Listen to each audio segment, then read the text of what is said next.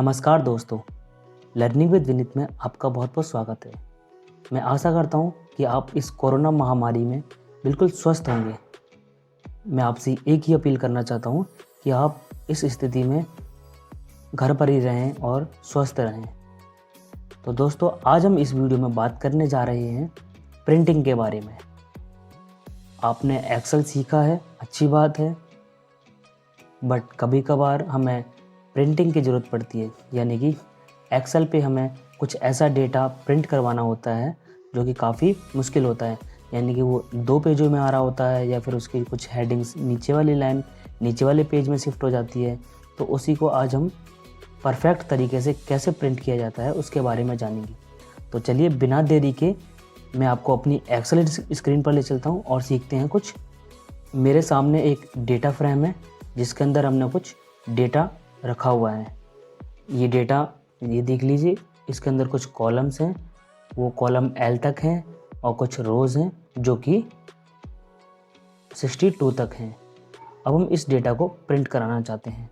तो data print कराने से पहले हम उसका प्रीव्यू देखते हैं कि वो डेटा हमें किस तरीके से शो कर रहा है। उसका सबसे आसान तरीका है या तो हम उसे कंट्रोल पी से देख सकते हैं, या फिर जो उसका सेकंड शॉर्टकट होता है वो होता है कंट्रोल F2। इसके थ्रू भी हम अपना जो प्रिंटिंग प्रीव्यू है वो चेक कर सकते हैं। तो इसके अंदर हम देख पा रहे हैं कि जो हमारा प्रिंटिंग प्रीव्यू है वो कुछ इस तरीके से आ रहा है। अब इस तरीके से आने का रीज़न देखिए क्या है।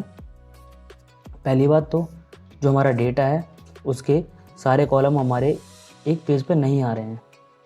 आज हम समझेंगे पेज सेटअप के बारे में, जिससे कि हमारी जो भी कमांड्स अधूरी रह गई हैं। आपको मैं बता देता हूँ कि हम पहले से ही प्रिंटिंग के बारे में जान चुके हैं। आपने जो पिछली वीडियोस नहीं देखी हैं आप उसे देखिए। आपको ये जो MS एक्सेल इंट्रोडक्शन की जो वीडियो है उसके अंदर आपको ये बता दिया गया है। जो मैंने आपको फाइल टैब के बारे में बताया था उस वीडियो को आप देख सकते हैं। मैं लिंक डिस्क्रिप्शन में दे दूँगा, आप वहाँ से उसे देख सकते हैं। आज हम बात करने वाले हैं पेज सेटअप के बारे में। कभी कभार ऐसा होता है कि हमें किसी चीज़ को प्रिंट करवाना होता है। हमारे कंपनी के अंदर कुछ ऐसी रिक्वायरमेंट आती है कि किसी चीज़ को हम प्रिंट करवाते हैं, बट वो प्रिंटिंग हमारी जो होती है वो परफेक्ट नहीं होती है। यानी कि जैसा हम उसे चाहते हैं वैसा नहीं निकलता है, वो अपने हिसाब से निकलता है। वो अपने हिसाब से इसलिए निकलता है क्योंकि उसको हमने वैसा सेट किया हुआ है। अगर नहीं किया है तो बाय डिफ़ॉल्ट वो वैसा सेट हो रखा है। तो हम इसे कस्टमाइज़ यानी कि कस्टम सेट कैसे कर सकते हैं कि जैसा हम चाहें वो वैसा ही निकले।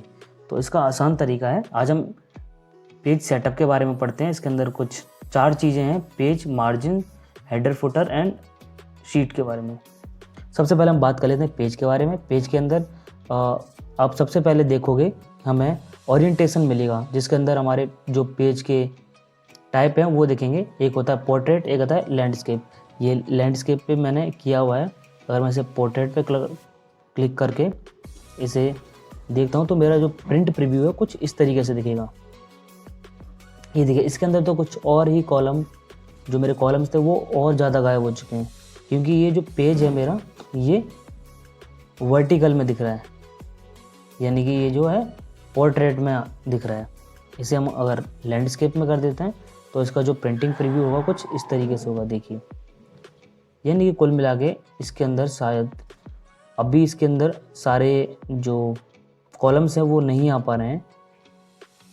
इसके अंदर शायद ग्रेस का भी एक कॉलम है। मैं आपको एक बार डेटा के अंदर दिखा देता हूँ। ये देखिए, ग्रेड और रिज़ल्ट लास्ट में, यानी कि ये जो 3 कॉलम्स हैं वो भी मिसिंग है। प्रिंटिंग प्रीव्यू में जाकर देखते हैं। ये देखिए, मार्क्स है वहाँ तक आ रहा है। ये जो 3 कॉलम है अभी भी इसके अंदर मिसिंग है। तो हम क्या चाहते हैं कि ये 3 कॉलम भी इसके अंदर लाना चाहते हैं। इसके लिए सिंपल से हम क्या करेंगे, पेज सेटअप पे जाएंगे। इस पर जाने के बाद में आप यहाँ देख रहे होंगे स्केलिंग। इसके अंदर क्या है, ये आ रहा है एडजस्ट टू।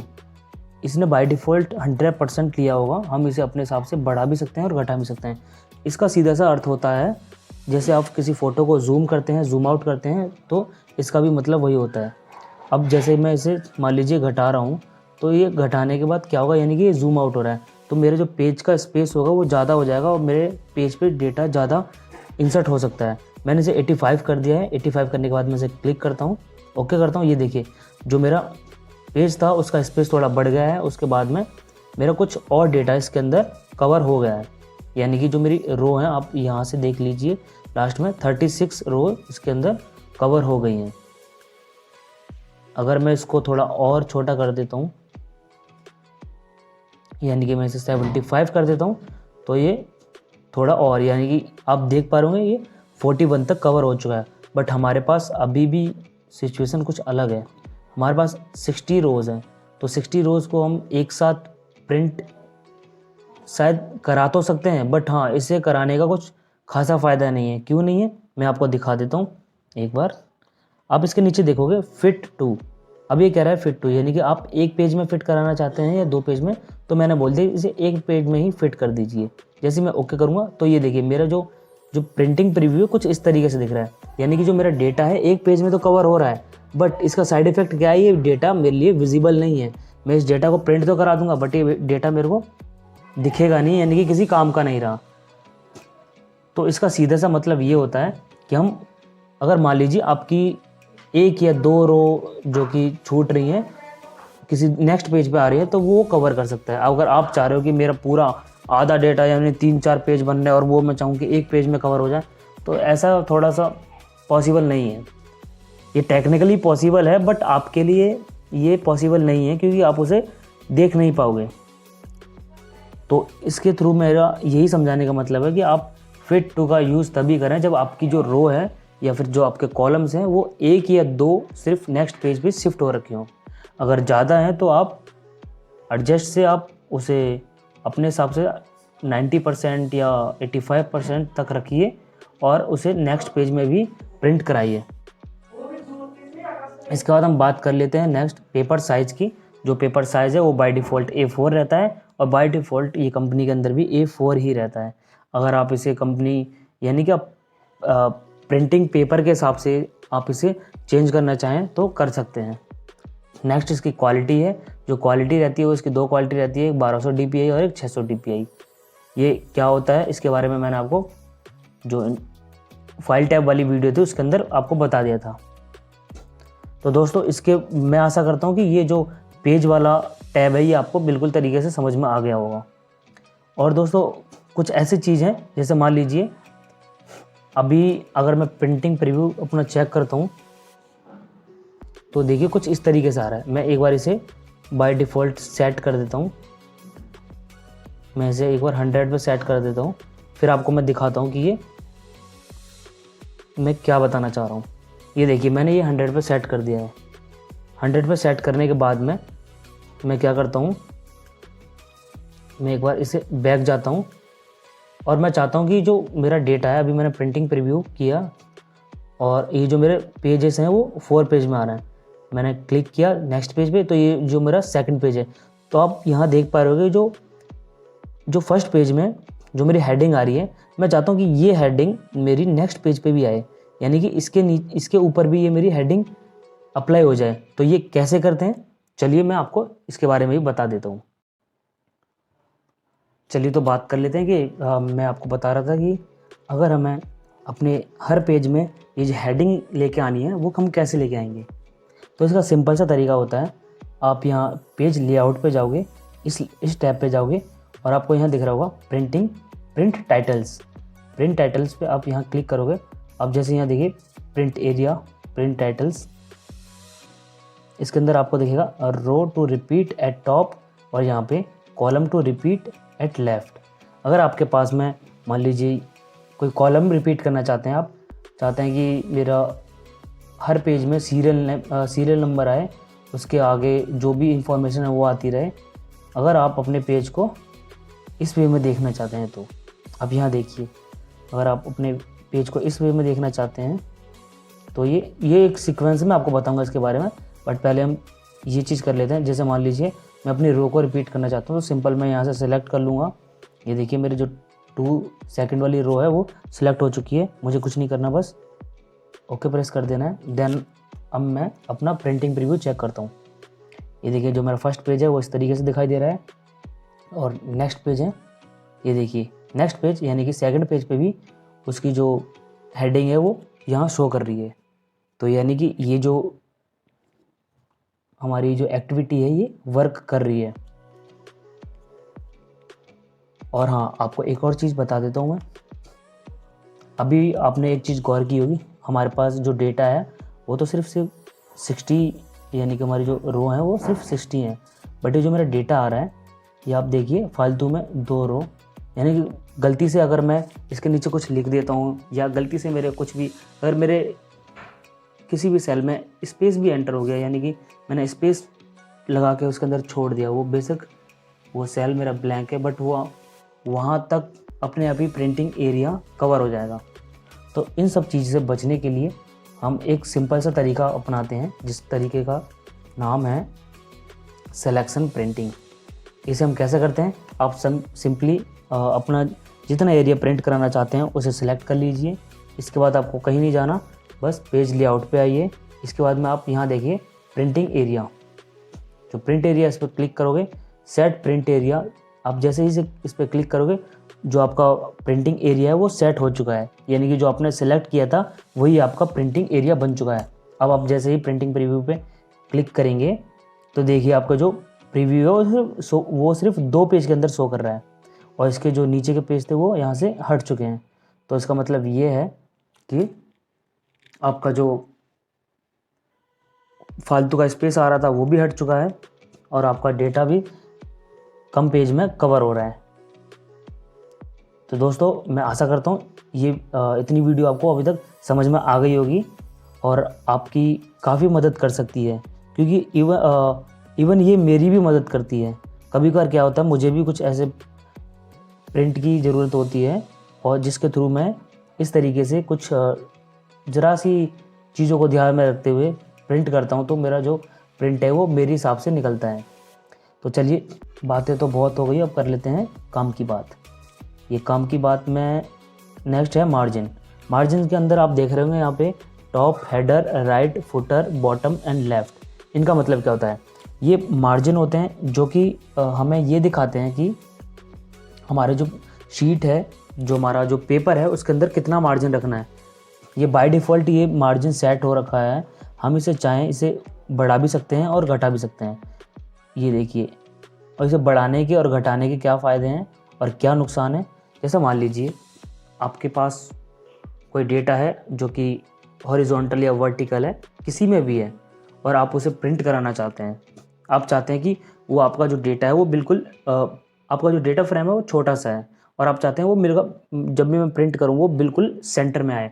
तो आप यहाँ से मार्जिन से उसे एक तरीके से सेंटर में ला सकते हैं। या फिर आप चाहते हैं कि आपके पास सपोज़ एक बड़ा डेटा है थोड़ा और वो कवर नहीं हो पा रहा है, तो उसका मार्जिन थोड़ा कम कर दीजिए ताकि वो एक पेज पे पूरा डेटा फिट हो जाए। ये इसके लिए भी यूज़ होता है। नेक्स्ट हम बात कर लेते हैं फुटर एंड हेडर की। हेडर एंड फुटर के अंदर आपको 2 चीज़ देखने को मिलेंगी। हेडर एंड फुटर, हेडर और फुटर का मतलब क्या होता है, जैसे कि मान लीजिए आप कोई भी चीज़ लिख रहे हैं और उसके ऊपर आपको हेडिंग देना है, या फिर फुटर का मतलब होता है, या फिर उसके नीचे यानी कि पेज के लास्ट में आपको उसका फुटर यानी कि एक ऐसी हेडिंग देनी है जो कि नीचे से आपको दिखाई दे, तो उसे हम कहते हैं फुटर। इसका यूज़ क्या होता है, इसका यूज़ होता है जैसे आप इस पर क्लिक करोगे आपको यहाँ से अपने आप ही दिख जाएगा कि इसका यूज़ क्या होता है।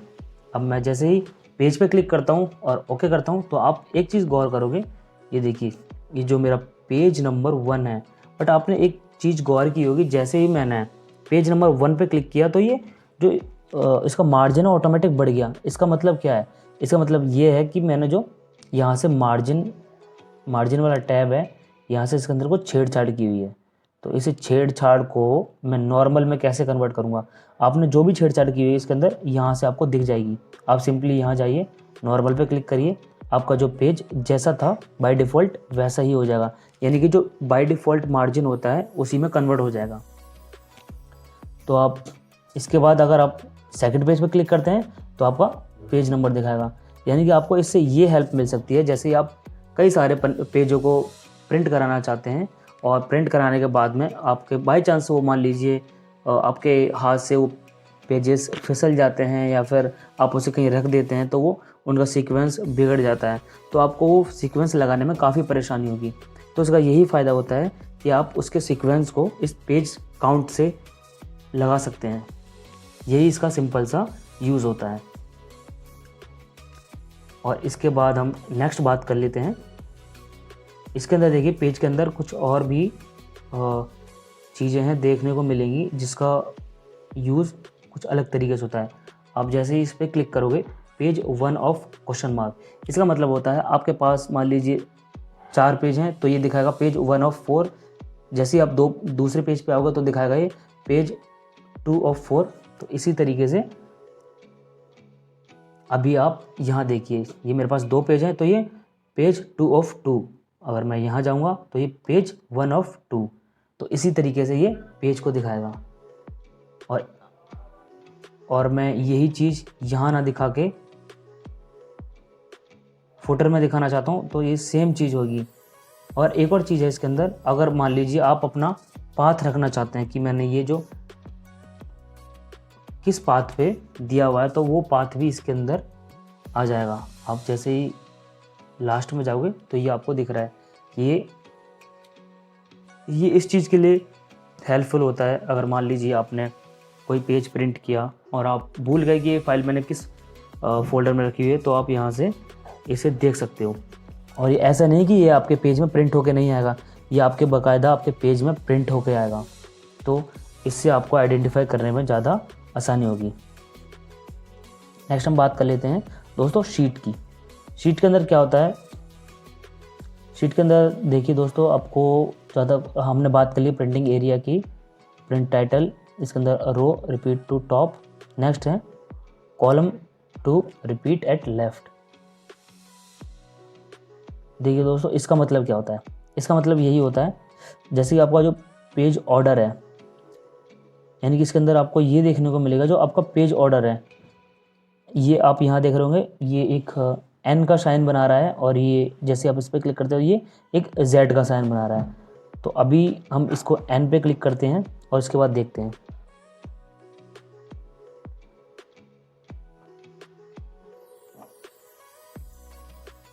ये देखिए मैंने जब जैसे ही एन पे क्लिक किया तो ये क्या दिखा रहा है। अब पहले पेज पे जाइए और गौर करिए, कुछ सीरियल नंबर दिया है मैंने 1 से लेके 30 तक, और इसके बाद सेकंड पेज पे क्या आ रहा है, फिर से ये सीरियल नंबर से आ रहा है, सीरियल नंबर से आ रहा है और ये आ रहा है 60 पेज, यानी कि ये सिर्फ 2 ही पेज में कवर हो रहा है। और इसके अंदर जो हमारा डेटा दिख रहा है वो कुछ इस तरीके से दिख रहा है।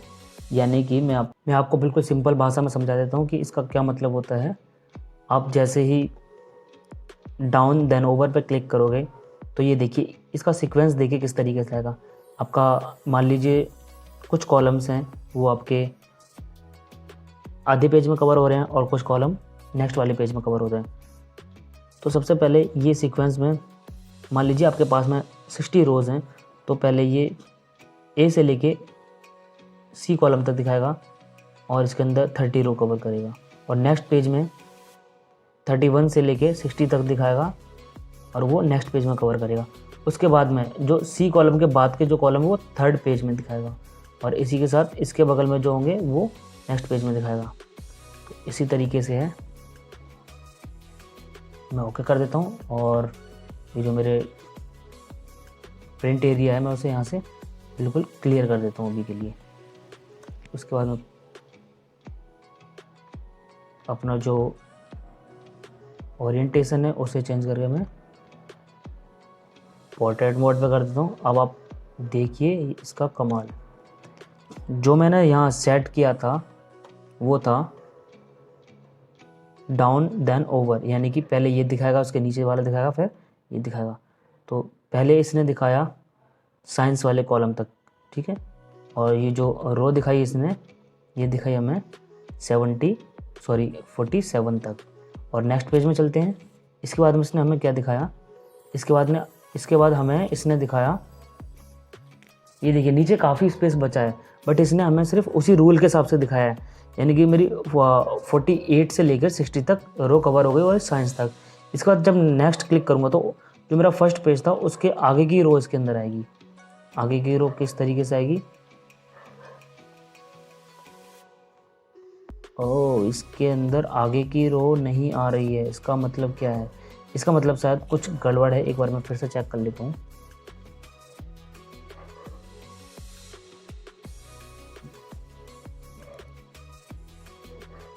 एक बार मैं फिर से प्रिंट एरिया को सेट कर देता हूँ और फिर प्रिंट करता हूँ, देखता हूँ फिर क्या होता है। ये देखिए दोस्तों, वो मैंने प्रिंट एरिया सेट नहीं किया हुआ था, शायद इस वजह से ऐसा हो रहा था। अब जब मैं तीसरे पेज पे आ रहा हूँ तो तीसरा पेज मेरा क्या दिखा रहा है, जो मेरा फर्स्ट कॉलम था उसके आगे की जो इन्फॉर्मेशन है वो फर्स्ट वाले पेज के आगे की इन्फॉर्मेशन है वो मेरे थर्ड पेज पे आ रही है, और जो मेरे सेकंड वाला पेज है उसकी जो आधी इन्फॉर्मेशन है वो मेरे फोर्थ वाले पेज पे आ रही है। तो इस तरीके से हम करते हैं प्रिंट का यूज़। दोस्तों मैं आशा करता हूँ ये वीडियो आपको पसंद आई होगी और आपके लिए बहुत ज़्यादा हेल्पफुल रही होगी।